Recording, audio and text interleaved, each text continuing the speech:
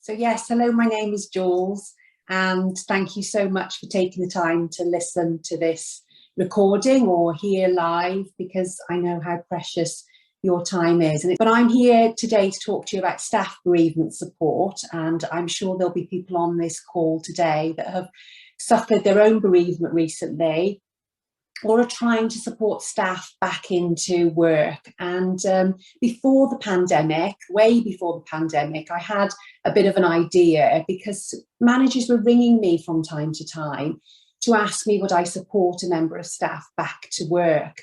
And I realised very quickly there was a lot of staff walking around our organisation that we had no idea that had recently come back after a bereavement. And they were really struggling being back in a hospital setting, very often dealing with looking after people at end of life. And they really needed some help and support to come back to work. And they weren't necessarily getting it. And they felt like after a week or two, they should be back at work and back involved. And they felt it was a bit of a weakness to actually put their hand up and ask for help. So I was really pleased when a few managers got in touch with me and actually asked me, would I support a member of staff? And while I did that for a few members of staff, I felt, there's a real lack of looking after our staff. And the workforce are the most important in an organisation, whether it be health or social care. And without them, we don't have an organisation. So we really should look after our staff coming back to work. So luckily for me, I managed to get some funding for this pre the pandemic. And then during the beginning of the pandemic, a friend of the Fab Academy actually had his own bereavement. His mother-in-law died during the beginning of the pandemic, and he donated to the Swan Fund. And I talked to him about, what we should do with that money. And it was very apparent talking to him that his mother-in-law was such a kind, caring person that it would be great to actually use that money to support staff back at work. So that's what we decided to do. And I'm not a trained counsellor. I have done many sort of grief recovery specialist training, but I'm not a trained counsellor, and that's not what I'm offering here. But it's about going out to those staff and saying that there is somebody here that will help and support you if you want that kind of help and support. So we gift them a little bag that I'm showing you here. And on that bag, I'll show you that in a moment. But it says the 3 R's, which are rest when you can, reflect and recover. And we have what we call the Owen model, because that represents the person that died and the donation that we had, because her name's Joan Owen.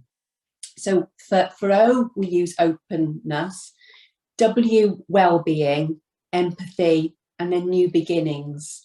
So we thought that fitted beautifully, and then that is, really in her memory. So in that bag, we give them some tissues, the all-important tissues, a little glass heart that's a gift from us, which is really lovely, and somebody locally makes these, and she's really pleased that her little glass hearts are being given to staff at this time. We give them some signposting information as well about the Good Grief Trust, that there is help and hope out there, and they're not alone. We all grieve in our unique way, and there is no right or wrong way to grieve, but we need to tell people that, because sometimes they think they're going a bit mad, to be honest, when they constantly feel like the person is still present, and that's very common, or they actually think they see the person. So it's about reassuring them that there's no right way to grieve, but it's normal and natural what they're going through. A little card that they can write on with the Owen model and those 3 R's, rest, reflect and recover. And during the pandemic, that's what my message has been, going out to staff, to helping them with debriefs, is about when they have some time out to really rest, reflect and recover before they have to go again, because it's been resentful.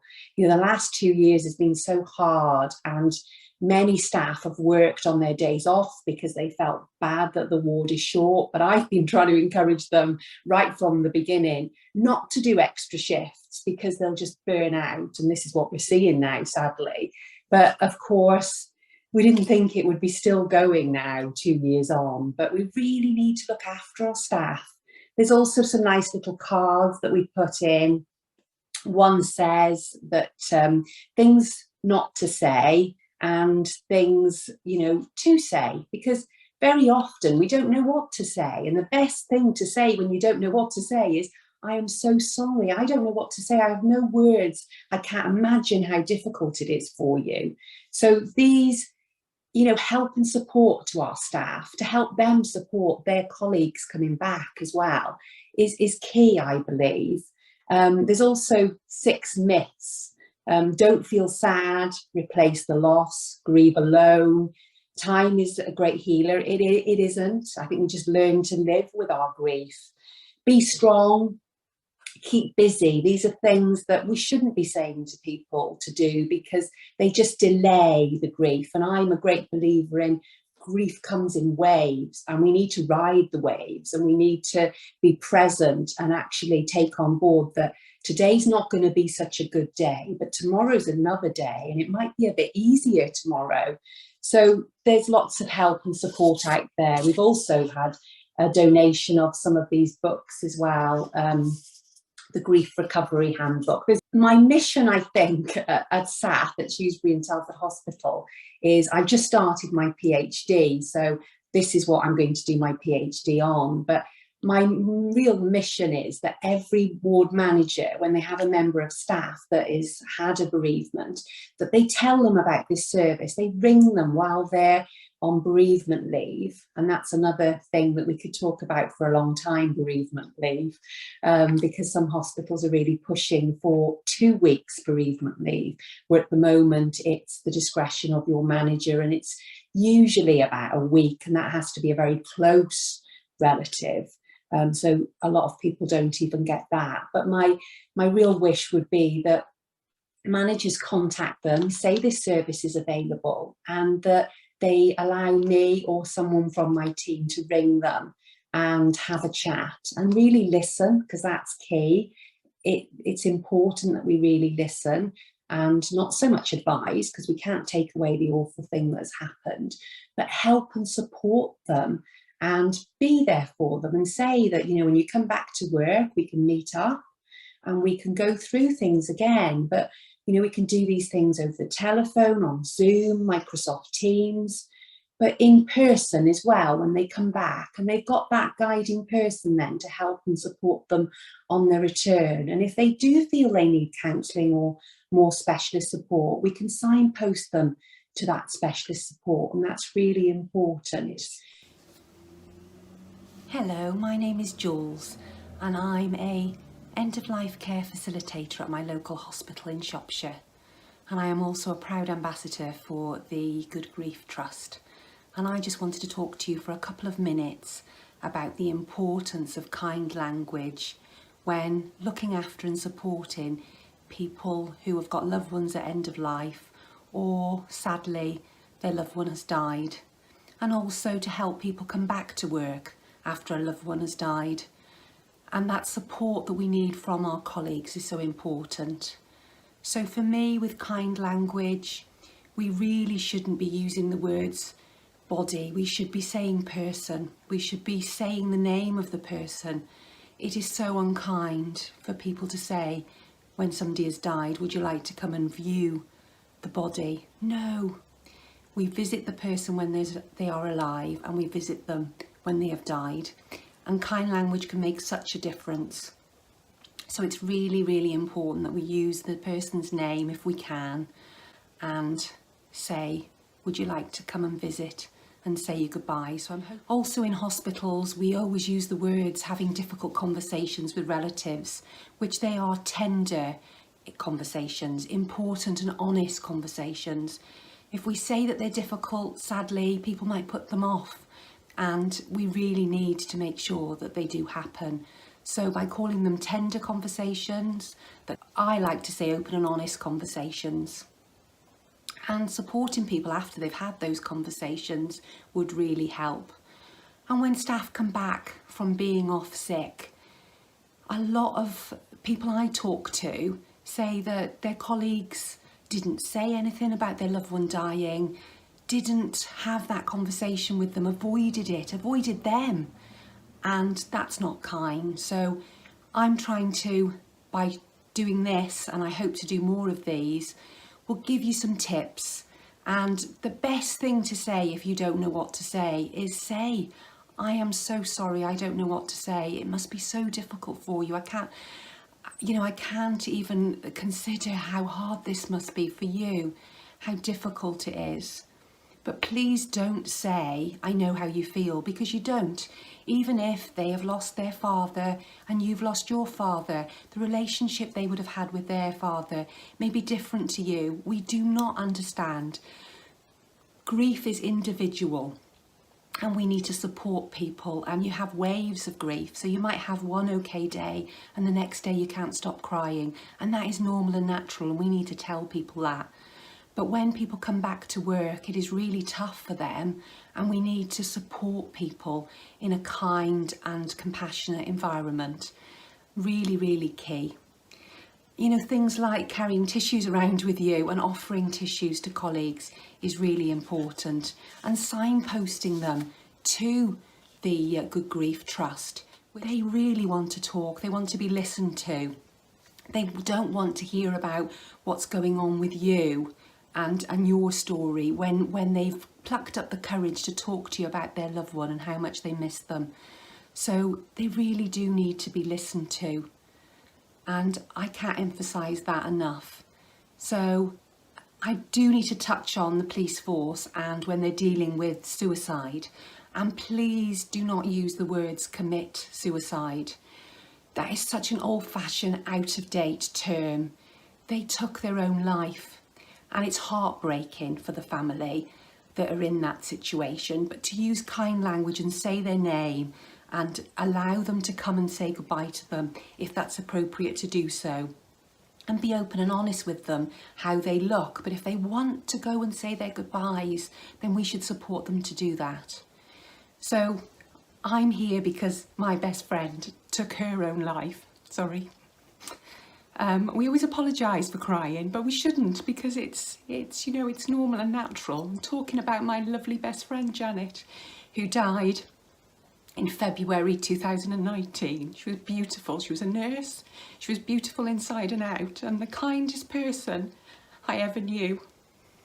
And part of me will never be the same because I miss her every day. But please, you can't take away the pain of us losing people, but you can make it easier for us. You can make it kinder. Please use kind language. That's all I ask.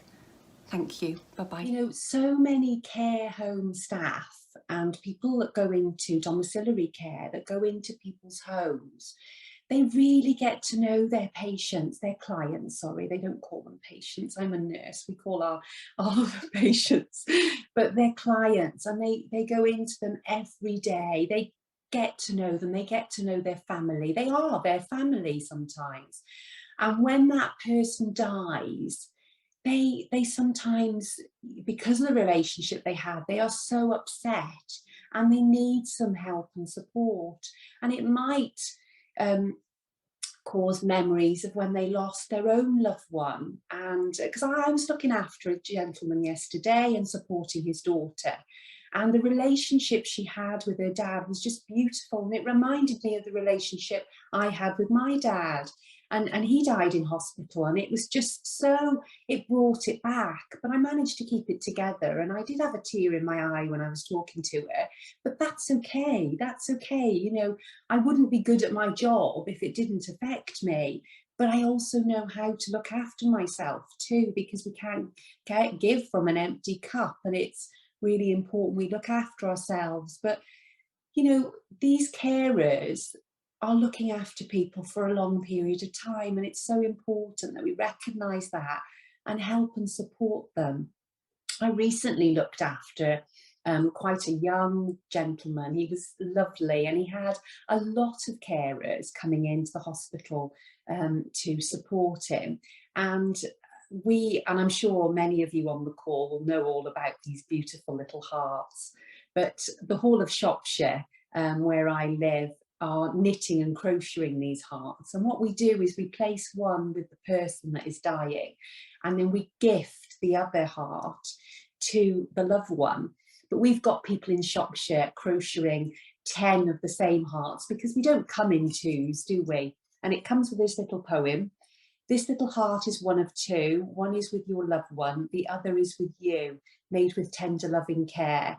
And we gave all the carers our heart as well as the family, and they appreciated that so much, because they are an important part of that person's life.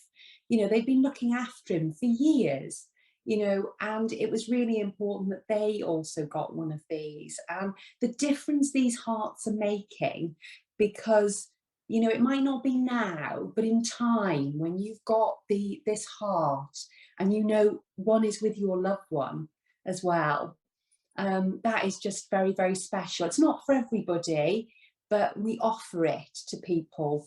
Everybody can make a difference in end of life and bereavement care, and we all play a part, and it is so important. But what is really important is you look after you, because we cannot care for others unless we look after ourselves. And I wasn't that great at this, but I certainly am getting better and better. And when I have time off, I listen to my advice, rest, reflect and recover, and spend time with good friends. And that's why I was able to get back to work and carry on a job I love. But at the time when my best friend died, I wasn't sure whether I'd ever get back to doing this job. But I have, and I believe I do it even better now. But it's because of the people around me that help me. And that's why it's so important that we support our staff when they come back to work. And when I'm not just sharing this because I'm one of the authors with Roy, it's free to download. Myself, Roy and Jules Locke wrote that, but it's a brilliant guide to help. It was designed for NHS managers, but equally it will help social care staff. So thank you. Well, it's